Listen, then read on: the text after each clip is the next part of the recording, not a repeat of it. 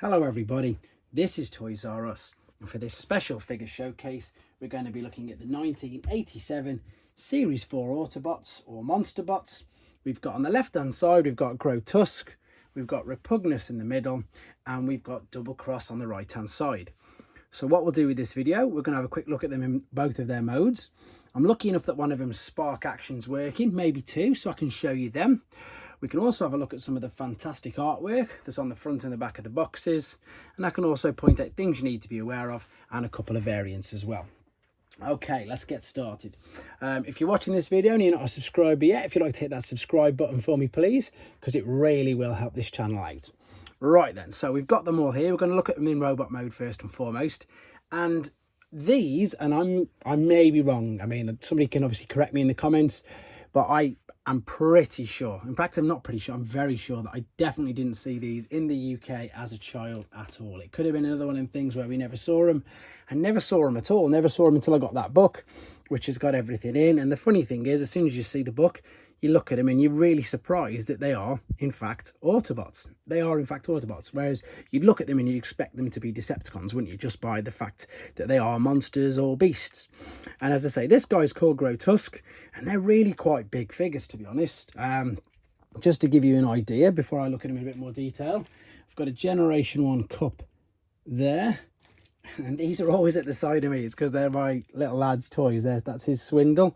So, you know, they're really big. They are like, I suppose, what you'd class as maybe deluxe sort of size Autobots from back in the day, you know, like Roadbuster and Whirl, because they really are very big.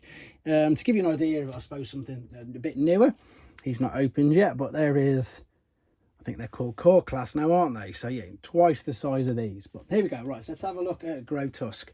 And these are quite, again, they're super cool. So this is this isn't what I've made it up. This is what I suppose fandom has now called his alternate mode, which we'll look in a second, as a bipedal winged saber-toothed tiger. Now, if we look at this, we've got good articulation in the shoulders, as in up and down, and of course in the biceps. There's quite a bit of articulation in the arms. The legs, unfortunately, I was going to say they're completely stuck together. They might as well be. There's movement there, but that really is only for the transformation. But I mean, look at them. They look really cool, and they are totally just not what you'd expect for Autobots. Paint apps are brilliant. Great detail there on his face. I suppose the annoying thing with this can be the fact that, you know, the wings, they come off both sides, so you can unfortunately lose these. The gun is it's important anyway if you want to display it in that mode, but even more so when it's in the alternate mode. Now, the alternate mode, unfortunately, is a really good example of what happens when they get sun faded. So this is exactly what it should look like. This is unfortunately the sun fade. And I know I should be putting him flat foot, but that's how I prefer him how he's standing. And yeah, this, because unfortunately he came in this particular box here, bless him, and he's totally faded on the one side. But it's a good example, you know, to show you the difference of how bad they can look to how good they can look. So even the white's gone a bit dirty, like a dirty cream. But let's have a look at the alternate mode. So there we go. Again, I didn't make it up. A winged bipedal saber-toothed tiger, and it does look really good. And if the sparks were working, you press that there. I love the fact that on these, you'll see in a second, that all the jaws move up and down as you press the button. And unfortunately, as with time, these sparks aren't working. But yeah, nice little alternate mode there. I'm just going to balance him back there. There we go. Right, let's move on to Repugnance then. This is a strange guy. This is a strange guy. Now, the biggest problem I found with him is exactly that. See the loose limbs? So this guy's had a lot of play wear. And the funny thing is, if you look at that, you'd be really quite certain that this was a headmaster. It is not at all. That is completely fixed. That's the waist turn. This does have waist articulation, but again, mainly for the transformation process. It's a weird one. Even in the instructions, it doesn't exactly say what the what's the word I'm on about, what the alternate mode is. How can I forget alternate mode? It's a winged, oh no, it's not winged, it's like a monster, isn't it? In the instruction book it just says it's an insect. So if anybody has a better idea of what the alternate mode is, they could let us know. Let's have a look at the weapon. The weapon is, I like the fact that all of these weapons are pretty much, well, they are white, so they're quite distinguishable, and again with their size they're really obvious. But yeah, that's a cool, I'm going to attempt now, very, very reluctantly, to try and balance him up. This is a big negative. You've got all this on the back and it's huge. So I imagine that's why these have got as loose as they have. I'm going to attempt to balance to stand him up there. See what I mean? I'll rest him against his box. Right then, so let's have a look at the alternate mode. So although we don't necessarily 100% know what the alternate mode is, we've got to agree that it does look cool. And what's even cooler is this one actually works. See the spark shooting out there? And of course you've got these like little claws as well that automatically move with it all. There we go. A bit like the Sparkerbots obviously, but in huge form. And again, such a strange looking alternate mode. But yeah, it looks really cool. Really cool. I'm just going to rest him there. Moving over to Doublecross then. And his alternate mode is a two-headed dragon.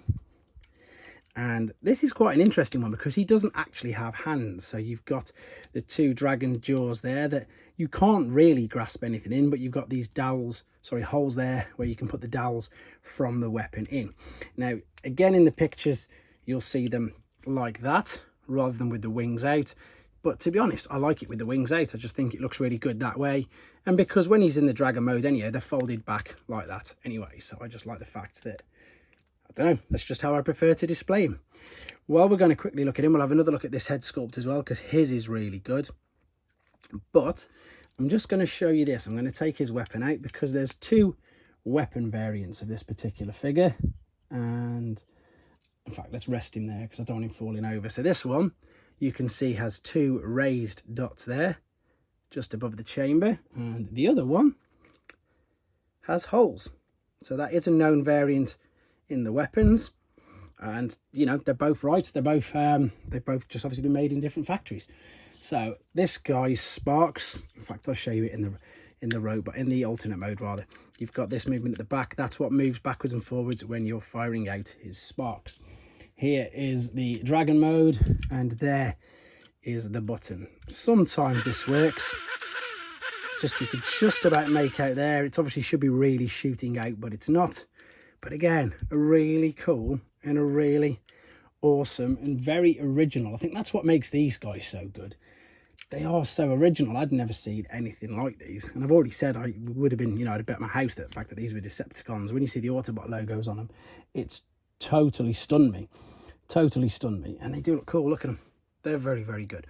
Right, let's have a quick look then at the boxes. So because this was 1987, I have no luck with anything at the moment. It was the years of the headmasters mainly.